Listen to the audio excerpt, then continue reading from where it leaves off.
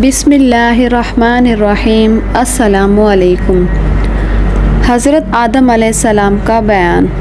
اللہ تعالیٰ نے جب حضرت آدم علیہ السلام کو پیدا فرمایا، آدم علیہ السلام کو پیدا کرنے کے بعد جنت میں داخل فرما رہے تھے، اس سے پہلے اللہ تعالیٰ نے تمام فرشتوں کو حضرت آدم علیہ السلام کا سجدہ کرنے کو کہا، مگر شیطان مردود نے حضرت آدم علیہ السلام کو تکبر کی وجہ سے سجدہ نہ کیا، اور جب حضرت آدم علیہ السلام جنت میں رہنے لگے لیکن کچھ دن بعد آپ اداس رہنے لگے، تو اللہ تعالیٰ نے ان کی اداسی کو سمجھ کر ان کا ایک جوڑ پیدا کرنا چاہا، تو اللہ تعالیٰ نے چھوٹی پسلی سے اماں ہوا کو پیدا کیا۔ جب آپ سو رہے تھے تو آپ اپنی نیند سے بیدار ہوئے تو آپ نے اپنے پاس اپنی ہم شکل مخلوق کو پایا، تو آپ نے ان کی طرف ہاتھ بڑھایا تو فرشتوں نے آپ کو منع کیا اور فرمایا کہ آپ پہلے ان کا حق مہر ادا کریں۔ تو حضرت آدم علیہ السلام نے پوچھا کہ حق مہر کیا ہے؟ تو فرشتوں نے بتایا کہ آپ ہمارے آقا حضرت محمد مصطفیٰ صلی اللہ علیہ وآلہ وسلم پر 10 مرتبہ درود پاک پڑھیں، اس طرح آپ کا حق مہر ادا ہو جائے گا۔ اس طرح حضرت آدم علیہ السلام اور اماں ہوا کا نکاح ہوا۔ حضرت آدم اور اماں ہوا پورے 60 سال تک جنت میں رہے، لیکن ان کو حق زوجیت ادا کرنے اور بچے پیدا کرنے کا حکم نہیں تھا، لیکن اماں ہوا اور حضرت آدم علیہ السلام جنت میں ہر جگہ پر بآسانی جا سکتے تھے، مگر اللہ تعالیٰ نے ان کو شجرہ ممنوعہ کے پاس جانے سے منع کیا تھا۔ جنت میں ایک ایسا درخت تھا جس کا پھل کھانے سے اللہ تعالیٰ نے منع فرمایا تھا۔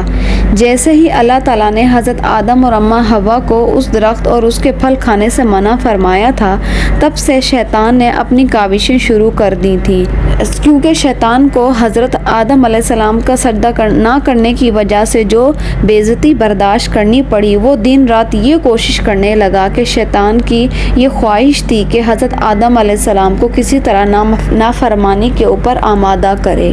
آدم علیہ السلام اللہ تعالیٰ کی نافرمانی کر کے شجرہ ممنوعہ کھا لیں اور ان کی شرمگاہیں کھل جائیں جو ایک دوسرے سے پوشیدہ تھی۔ حضرت آدم اور اماں ہوا کا لباس جنتی لباس تھا۔ ایک روایت میں آتا ہے کہ حضرت آدم علیہ السلام اور حضرت اماں ہوا کا لباس جنت کے پتوں سے بنا ہوا تھا، جن سے ان کا سطر ایک دوسرے سے پوشیدہ۔ اب شیطان روز ان کے دل میں وسوسہ ڈالتا تھا کہ وہ شجرہ ممنوعہ کے پاس جائیں اور وہ پھل کھائیں۔ ایک دن وہ حضرت آدم علیہ السلام اور حضرت اماں ہوا کے پاس جا کر بولتا ہے کہ اللہ تعالیٰ نے آپ کو یہ پھل اس لیے کھانے سے منع کیا ہے کہ تاکہ تم ساری زندگی اس جنت میں نہ رہ پاؤ، یا پھر اس لیے منع فرمایا ہے کہ تاکہ یہ نہ ہو کہ تم فرشتے بن جاؤ؟ اللہ نے تم کو اس درخت سے کیوں منع کیا ہے؟ وہ بار بار حضرت آدم علیہ السلام اور اماں ہوا کے دل میں وسوسہ ڈالتا۔ باقی جنت میں تو کسی بھی چیز سے آپ کو نہیں روکا۔ شیطان کافی دن تک اماں ہوا کے دل میں یہ وسوسہ ڈالتا رہا۔ ایک دن اماں ہوا نے حضرت آدم علیہ السلام سے کہا، ہم تھوڑا سا اس پھل کو چکھ لیتے ہیں، دیکھتے ہیں کہ اللہ تعالیٰ نے ہمیں کیوں منع کیا ہے، مگر حضرت آدم علیہ السلام انکار کرتے رہے، مگر اماں ہوا کے بار بار اصرار کرنے پر حضرت آدم علیہ السلام نے پھل کھانے پر آمادہ ہو گئے۔ آخر کار حضرت آدم اور اماں ہوا اس شجرہ ممنوعہ کا پھل توڑا، ابھی ان کو کھانے ہی لگے تھے کہ آپ دونوں کی شرمگاہیں ایک دوسرے کے اوپر کھل گئیں اور ایک دوسرے پر ظاہر ہو گئیں، تو حضرت آدم اور اماں ہوا بہت پریشان ہوئے اور اپنی شرمگاہ کو جنت کے پتوں سے چھپانے لگے، اور جیسے ہی انہوں نے پھل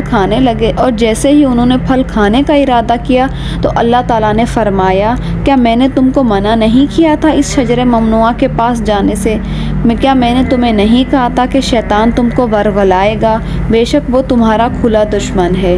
یہ بات سن کر دونوں خوف الہی سے کانپنے لگے۔ اس کے بعد اللہ تعالیٰ نے دونوں کو زمین پر اتار دیا۔ قرآن مجید میں سورہ اعراف میں آتا ہے کہ اللہ تعالیٰ نے فرمایا کہ اب تم ایک خاص مدت تک اس زمین پر رہو گے اور اس خاص مدت کے بعد تمہیں موت واقع ہوگی۔ حضرت آدم علیہ السلام کو ہند میں اتارا اور حضرت اماں ہوا کو جدہ میں اتارا۔ جب آپ زمین پر اترے تو دونوں ایک دوسرے کو تلاش کرنے لگے۔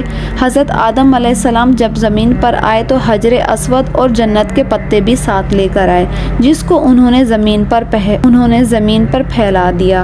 حضرت ابن عباس رضی اللہ تعالیٰ عنہ فرماتے ہیں، حضرت جبرائیل جب حضرت آدم علیہ السلام کے پاس آئے تو وہ گندم کے 7 دانے آپ کے پاس لے کر آئے، تو آپ نے پوچھا کہ یہ کیا ہے؟ تو حضرت جبریل امین نے فرمایا کہ یہ اس درخت کا بیج ہے جس کو آپ نے جنت میں کھایا تھا۔ تو حضرت آدم علیہ السلام نے کہا کہ اب میں اس کا کیا کروں؟ تو حضرت جبرائیل امین نے کہا کہ ان کو زمین میں بو دیجئے۔ روایت میں آتا ہے کہ حضرت آدم علیہ السلام اللہ تعالیٰ کے سامنے اپنی خطا کی وجہ سے بہت نادم رہے۔ پھر ایک دن اللہ تعالیٰ نے حضرت آدم علیہ السلام کی دعا قبول کی۔ حضرت آدم علیہ السلام نے دعا اس طرح مانگی کہ فرمایا کہ اے اللہ، مجھے محمد صلی اللہ علیہ وآلہ وسلم کے وسیلے سے معاف فرما دیجئے۔ تو اللہ تعالیٰ نے ان کی دعا قبول فرما لی اور حضرت جبریل امین کو بھیجا کہ حضرت آدم علیہ السلام کو خوشخبری دیں کہ اللہ تعالیٰ نے ان کی دعا قبول کر لی ہے۔ حضرت جبریل امین نے آ کر بتایا اور آپ سے پوچھا کہ آپ کو محمد صلی اللہ علیہ وآلہ وسلم کے وسیلے کا کیسے خیال آیا؟ تو حضرت آدم علیہ السلام نے کہا کہ جب میں جنت میں رہتا تھا تب جنت کے محل اور اس کے در و دیوار پر محمد کے نام کی تختیاں آویزاں تھیں، تو میں سمجھ گیا کہ محمد اللہ تعالیٰ کے بہت محبوب اور بڑی ذات ہیں، جس کے آنے سے پہلے ہی ان کے نام کی تختیاں جنت میں آویزاں ہیں۔ پھر حضرت جبریل امین آپ کو مکہ لے کر آئے اور آپ نے خانہ کعبہ کی بنیاد رکھی، جس کا ڈیزائن حضرت جبریل امین نے بنایا اور حجر اسود کو اس میں آویزہ کیا۔ حضرت آدم علیہ السلام نے اس کا طواف کیا۔ جیسے ہی آپ طواف سے فارغ ہوئے تو حضرت جبریل امین آپ کو جبل عرفات پر لے کر آئے۔ وہاں پر آپ کی ملاقات اماں حوا سے ہوئی۔ اماں حوا اور آپ نے ایک دوسرے کو نہیں پہچانا، تو جبریل امین نے آپ کو اور اماں حوا کو ایک دوسرے کا تعارف کروایا۔ اس کے بعد آپ دونوں بہت خوش ہوئے۔